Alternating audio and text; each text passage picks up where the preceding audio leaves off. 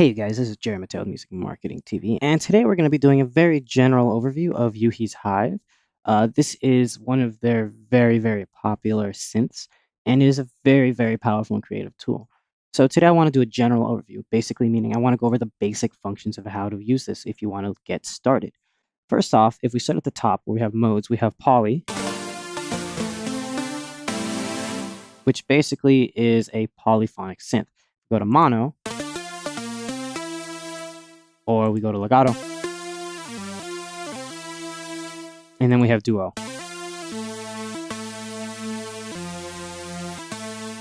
Now, for this sake, we're going to stick to poly. We have up to 16 voices that we can choose from, so we're going to stick to 6 for now. We can transpose this down.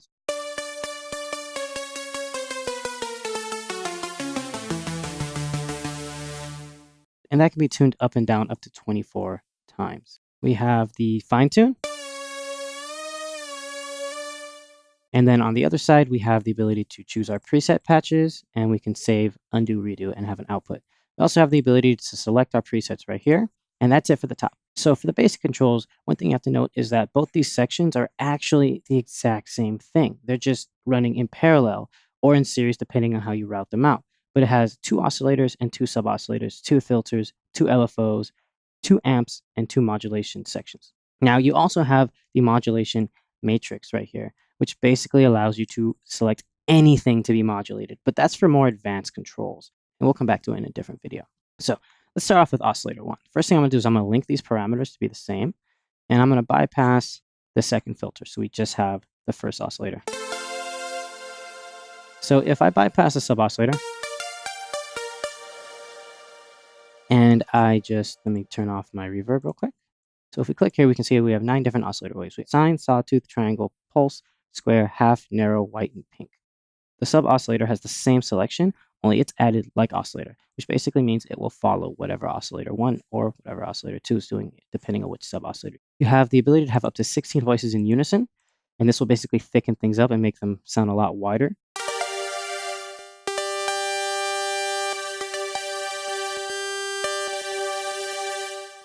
For now, we're going to stick to 8.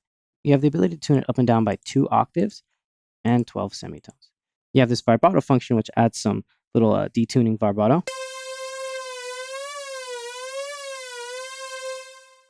And then you have the phase section, which lets you either have random, reset, which basically makes it start at the 0 crossing every time, or flow. You have the panning section and the stereo width. Now you're able to detune and have the volume controls right here. And then you have the sub-oscillator section. Now if we turn on just a sub-oscillator, and we have just the semitones that we can tune it by, and we have the volume control.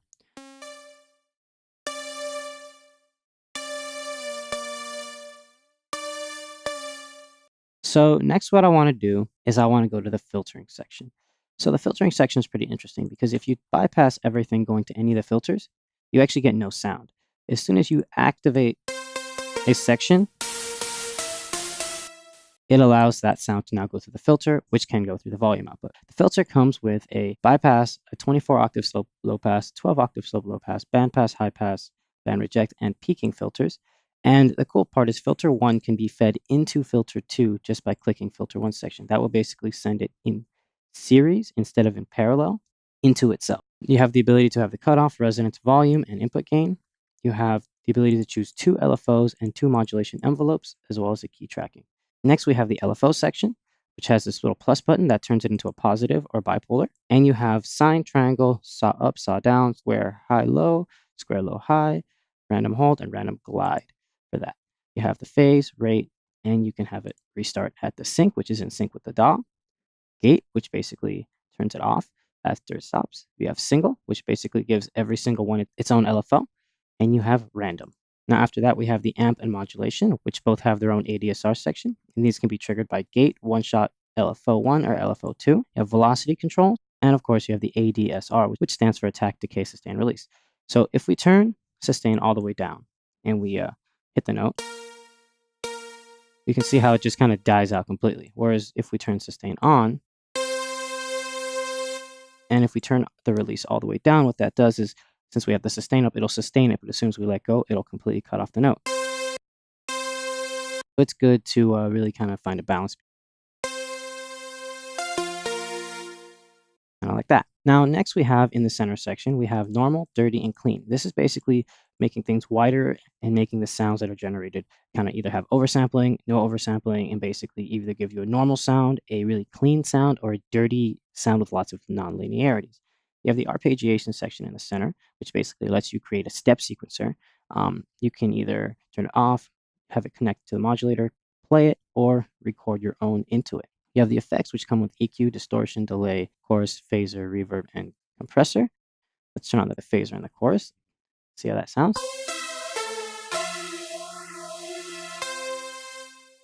Now, all of these do have their own presets, so you can do something like this one.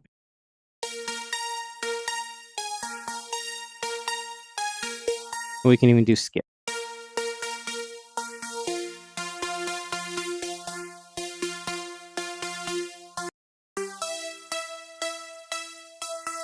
And that's a good starting point of learning how to use the arpeggiation section. The effects has their own little presets as well. You can do, let's do resonating slap.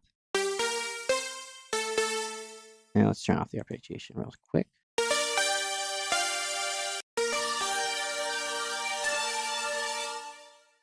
Cool. So let's go into the presets real quick so I can show you all the different types of sounds you can choose from. You have stuff like weird effects and stuff like that you can use for movies and scoring.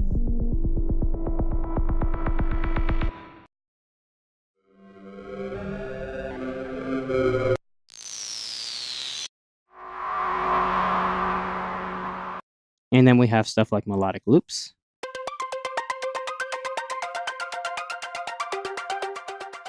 Then we have stuff like tuned loops.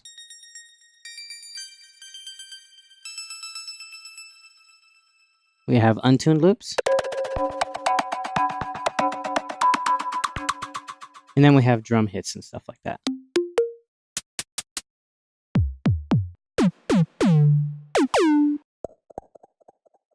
We also have the ability to have chords generated. So basically when we hit one note, it will generate a chord.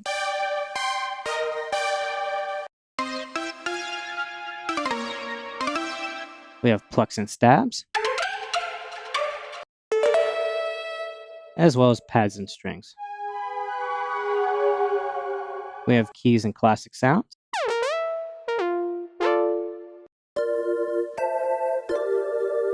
We have mono lead. And then we have poly leads.